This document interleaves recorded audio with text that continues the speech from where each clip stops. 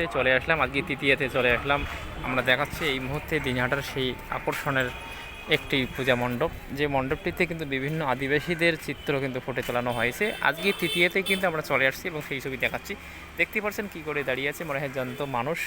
কিন্তু এমনই একজন শিল্পী যিনি হাতের মধ্যে তার শিল্পকলায় কিন্তু ফুটিয়ে তুলছেন তার এই প্রদর্শনীর মধ্যে। দেখুন একদম জ্যান্ত মানুষ মনে হচ্ছে দাঁড়িয়ে আছেন, সেই রকম একটি কিন্তু চিত্র প্রদর্শনী আমরা এই মুহূর্তে কিন্তু পূজা মণ্ডপের সেই সুসজ্জিত ইয়াটা দেখানোর চেষ্টা করতেছি এই মুহূর্তে। যদিও এখন অবধি সেভাবে দর্শনীতে ভিড় নেই, কেননা আজকে তৃতীয়া চলছে।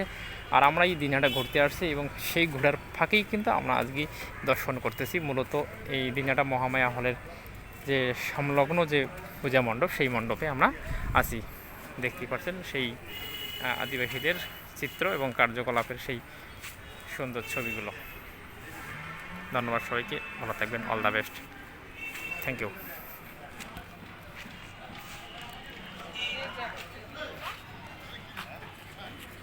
আঙুর মাছ জুতা জুতা খুলে ভিতরে ঢুকবো এখনো।